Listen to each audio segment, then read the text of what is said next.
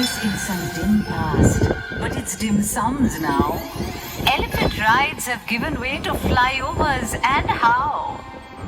Things are changing, yet not changing, in Kolkata city. From my spot on this dome, there's so much I can see. All those tales I'll tell you now. Ready? 1, 2, 3.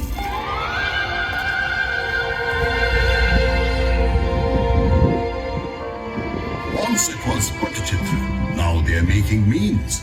My age is 3 or 400, with 1,000 themes. But though the girl's a decent sort, who knows what she'll say or not. So I thought I'd come myself, we'll make a perfect team.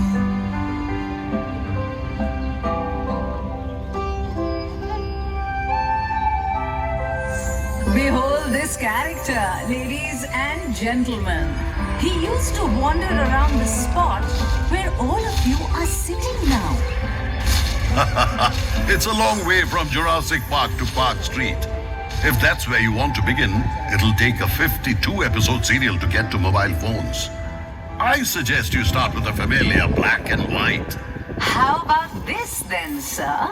A car speeds out of 38/2 Elgin Road on the night of January 16, 1941 and drives straight into the Bengali soul. No, Netaji Subhash Chandra Bose was already a resident of Kolkata, so don't forget, he became the mayor in 1930. As Congress president, he captured the soul of India as well. But yes, hoodwinking the British to make that grand escape, 3 or 4 different disguises, that was a pure thriller. On top of which, he's quite literally immortal. Kolkata hasn't had another superhero like him.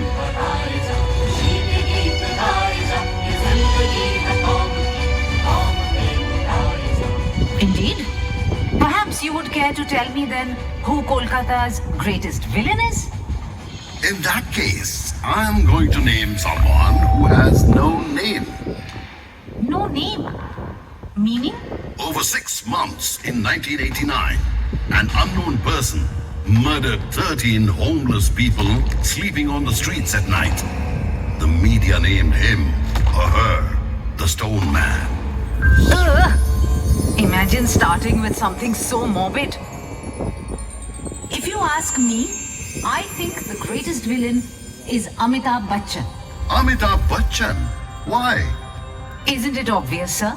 He worked in Kolkata, he acted on stage in Kolkata, but when it comes to films, he chose to go away to Mumbai. Why? Couldn't he have joined Bangla films instead? He'd have made such a romantic hero. By that logic, even Cliff Richard spent his childhood in Kolkata. Or in Howrah. He was such a wonderful singer, wasn't he? Had he stayed back, he could have been the one to start Jivanmukhi Gaan instead of Shubman Chatterjee. Oh, but wait! Wasn't Pele in Kolkata too? And Lionel Messi? He too, right?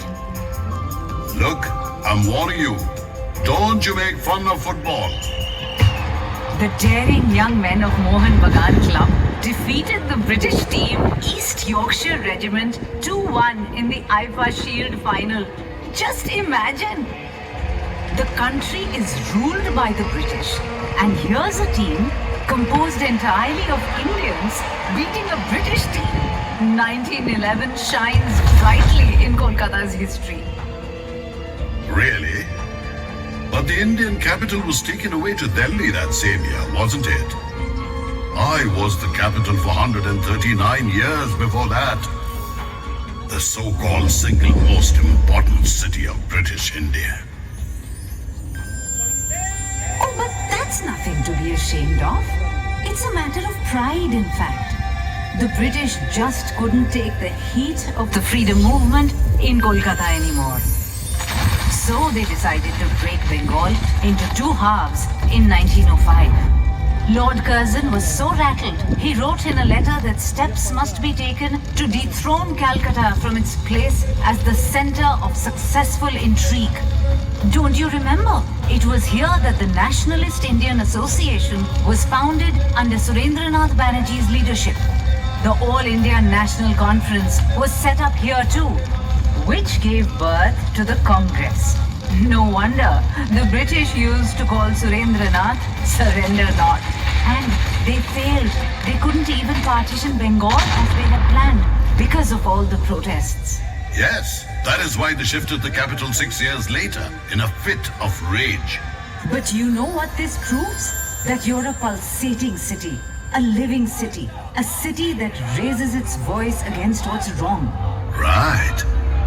Which would one day be mockingly called the city of processions, and even a dying city. Never mind. People call you City of Joy too, don't they?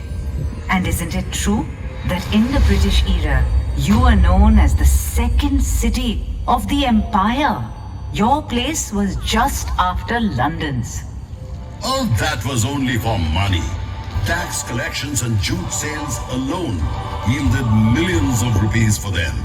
I don't understand you, sir. If Kolkata is criticized, you seem the angriest man on the planet. But when it's praised, you're the first to say nasty things. I think all you want is an argument. Arguing is in my blood. Do you know why the first censorship laws in India were made?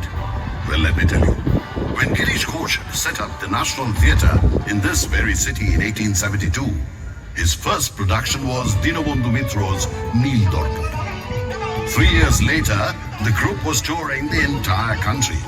The play was being staged in Lucknow that evening. There was a scene in which Indian peasants begin to beat up the brutal indigo plantation owner, with good reason, of course. Do you know what happened then? The British soldiers in the audience went on a rampage on the stage, destroying everything. The very next year, when the Prince of Wales visited Kolkata, the group promptly staged a satire about the grand welcome he was accorded, followed by another one about the cruel police commissioner. That was it. It was time for the dramatic performance act, the censor's sword. If you're sensible, you'll be censored, my dear sir. Look at James Hickey. He published India's first newspaper from this very city, the Bengal Gazette, in 1870. Do you know, he even printed articles mercilessly criticizing the activities of Lady Hastings, just like all your little magazines nowadays, which denounce the establishment constantly. These protests, this venting of anger, this mocking of the authorities, all of this must be boiling in your belly all the time. No wonder the people of Kolkata have such bad livers. There's nothing wrong with our livers or with our cantilevers. Howrah Bridge is a cantilever bridge, isn't it? It's been there since 1943, in perfect condition. I have to agree there. Thousands of cars, buses, trucks have been driving across it every single day, but not a dent anywhere. And I can never get over the fact that this is a bridge without a single screw. That explains why those who have a screw loose often climb to the top of the Howrah Bridge. But my God, can you imagine the view? Oh, please. Are you seriously asking me? Haven't I been balancing here on top of Victoria Memorial for almost 100 years now? Have you any idea the things I can see? Couples in love, people up to no good, experimental art in the Academy of Fine Arts, all the money being blown up at the racecourse. And over on the other side, those babus in suits impersonating Englishmen. You want to teach me views and news? I know you inside out, Kolkata Babu. Not only do you know me, I'm certain you've been in